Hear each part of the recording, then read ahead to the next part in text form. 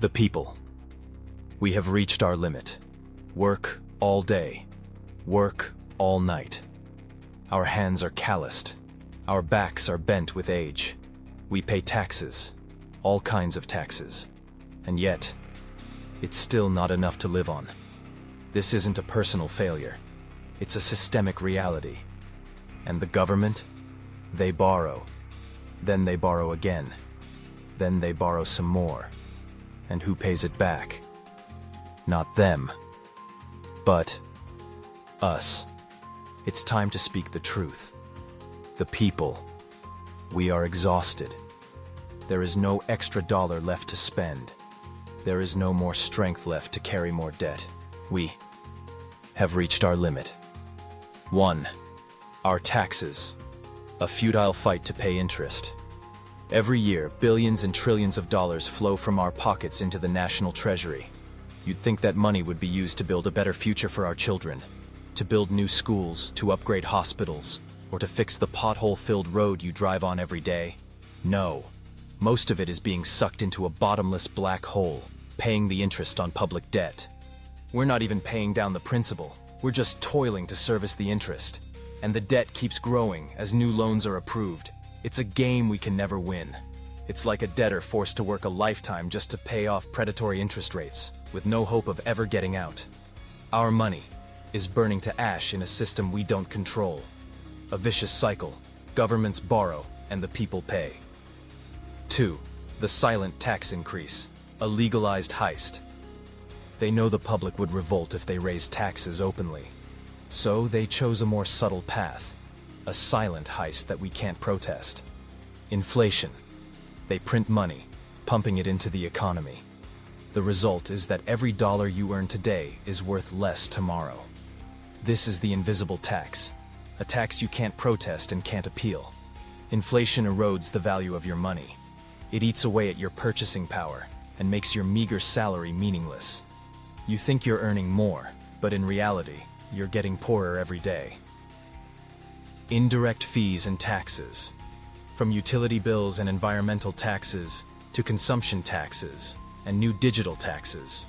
These seemingly small fees add up, becoming a legalized form of robbery. They call it policy or legislation.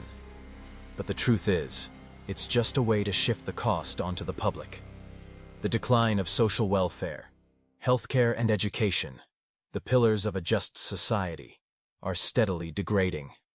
While they may appear free or subsidized, in reality, you face endless waiting lists, outdated facilities, and an overburdened staff. To get better service, you're forced to turn to private options, where you pay out of your own pocket. Meanwhile, the cost of higher education has soared to the point where countless students are buried under tens of thousands, even hundreds of thousands of dollars in debt. The safety net of previous generations has become a debt trap for ours. This is an era of rampant inequality where the wealthy can buy the best services, while the poor have no choice. 3. The middle class is being crushed. The middle class, once considered the backbone of society and the hope of the economy. Now they are the first to be crushed.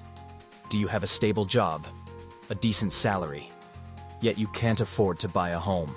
You can't afford the best education for your children. You can't afford to save for a peaceful retirement.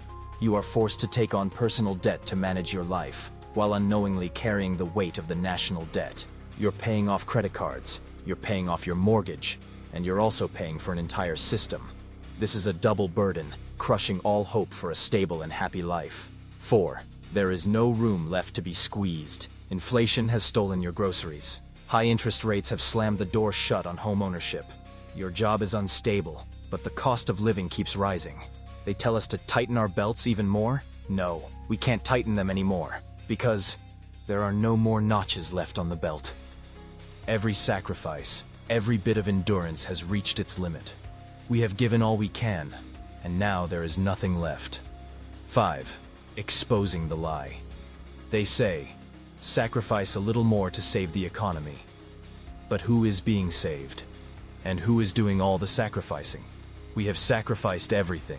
Our health, our time, our children's future, and even our moments with family. Meanwhile, banks are bailed out.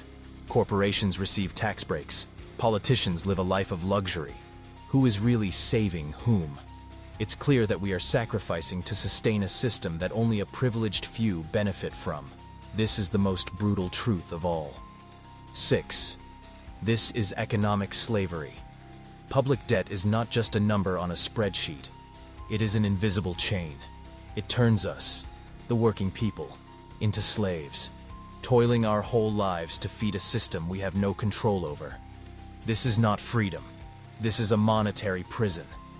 Power rests in the hands of the few, while the burden is carried by the many. Our lives are controlled by decisions we had no part in making. Don't let our silence turn into complicity. If you've ever thought, "Why am I working my whole life and still can't get ahead?" then you are not alone. You are not crazy. This system was designed with a purpose, and it is crushing us. Share this video, so people know they aren't alone. Comment on the economic pain you are enduring, so we can raise our voices together. Subscribe, so this voice doesn't get silenced. The people have reached our limit. Today we say, enough is enough. We were not born to be debt slaves. We were born to live, to be free, and to build a better future for ourselves and our children.